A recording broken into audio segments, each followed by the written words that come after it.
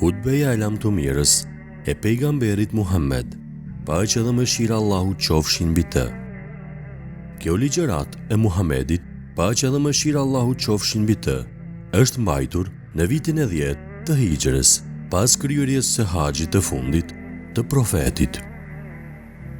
O njerëz, dëgjoni se çfarë ju them, sepse nuk e di ato t'ju takoj më në këtë vend pas këtij viti.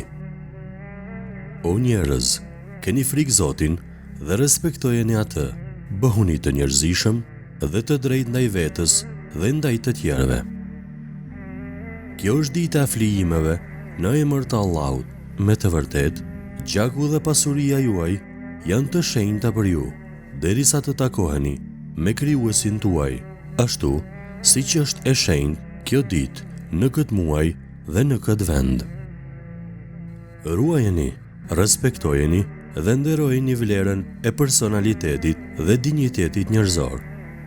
Njeriu është vepër madhështore Allahut dhe mirë ai që nënçmon nderin dhe dinjitetin e veprës së Allahut.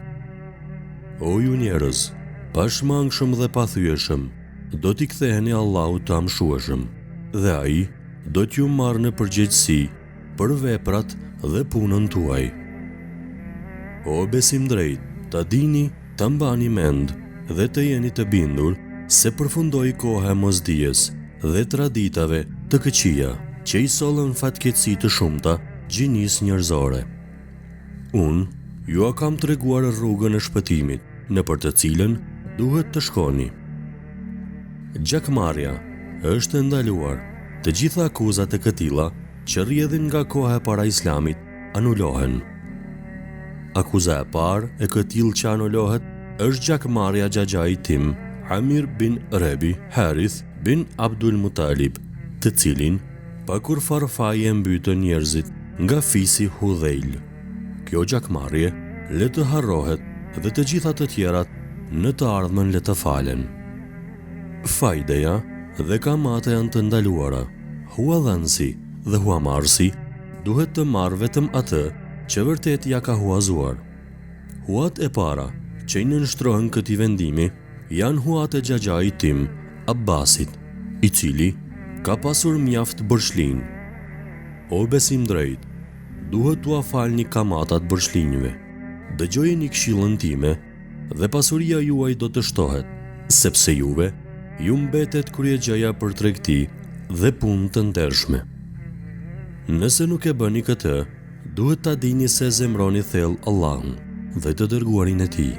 E nëse borxhliu juaj është në vështirësi, duhet t'ja vazhdoni afatin e pagimit, ndërsa nëse jeni në gjendje që t'ja falni borxhin, kjo do t'ishte më e mirë për ju.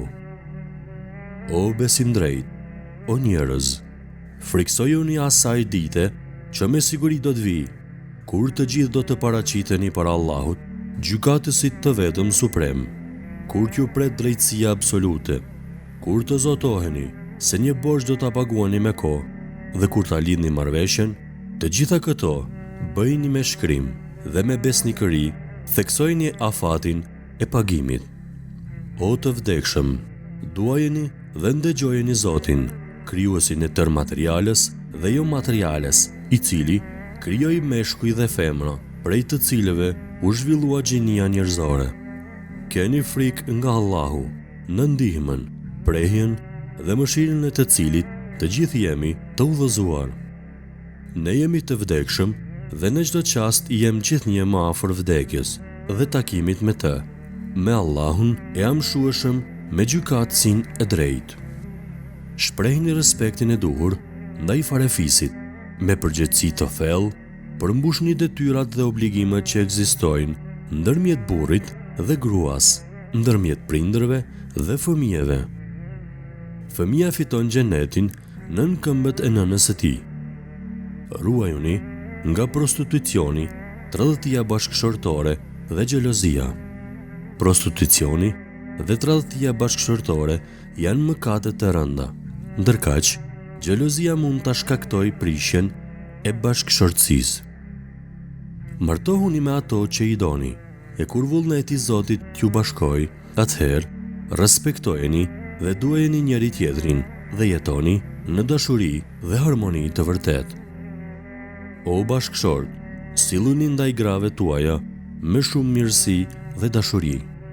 O besim drejt, largohuni nga ngatresat dhe përgojimet.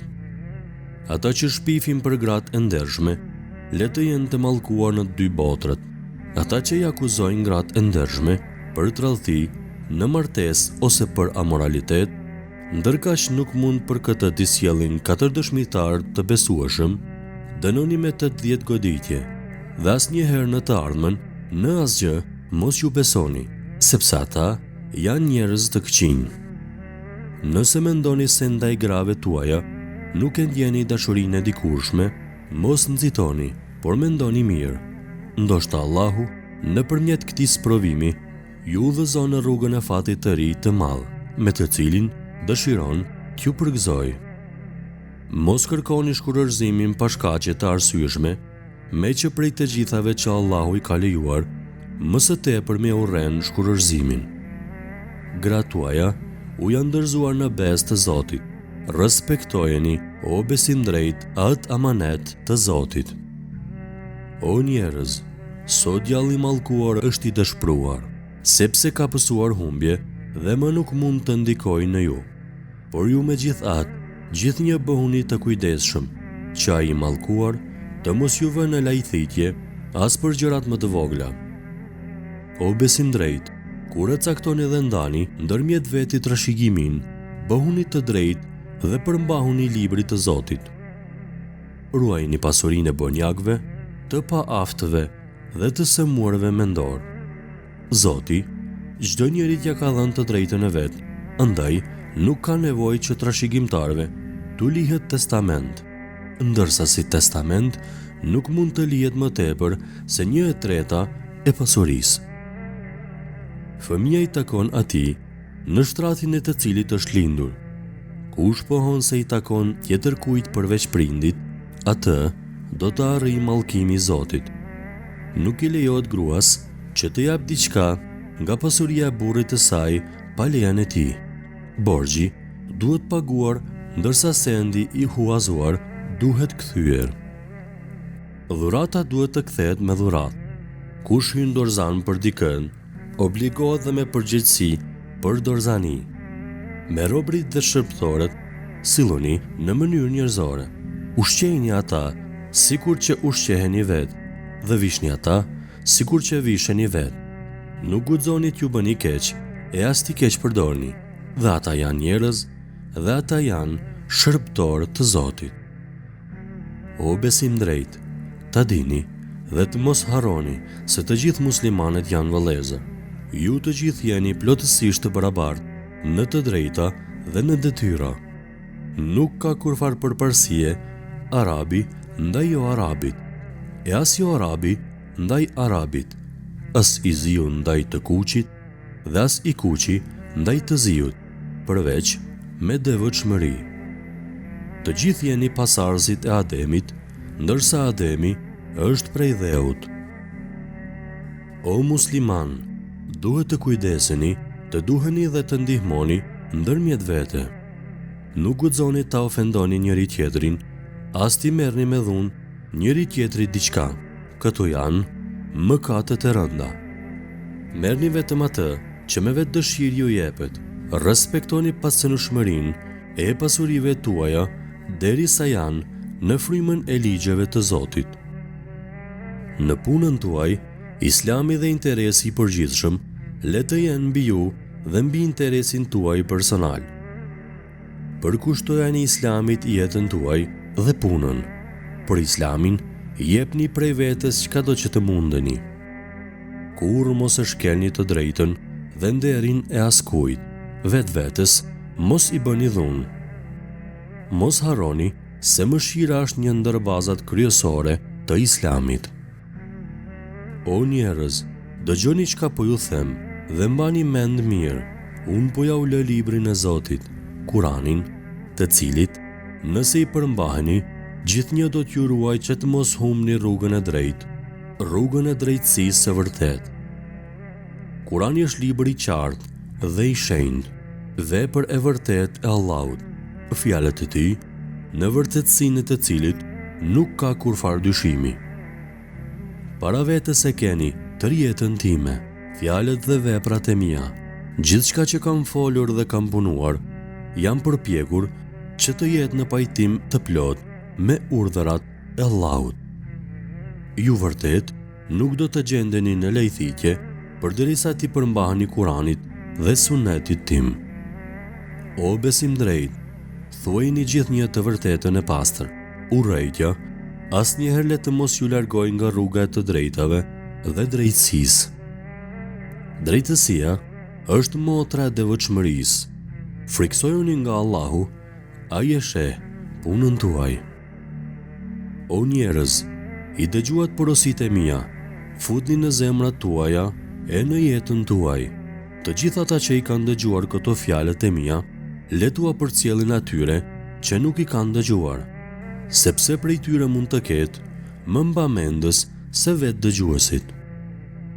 Pas një pauze të shkurtër, i dërguari i Zotit me një zë të butë ka thënë: A e përcolla mesazhin e Allahut tek ju, o njerëz?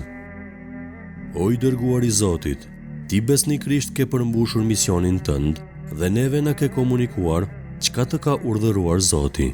U përgjigjen më shumë se 100.000 haxhin të pranishëm. Atëherë, Muhamedi, paqja dhe mëshira e Allahut qofshin mbi të, me një zë solem tha: O Zoti im, dëshmo në këtë. Të njëjtën ditë, Zoti i lavdishëm me shpallje edhe ajetin e fundit të Kuranit. Sot përsosa fen tuaj, plotësova ndaj jush dhuntin time dhe zgjodha për ju Islamin fe.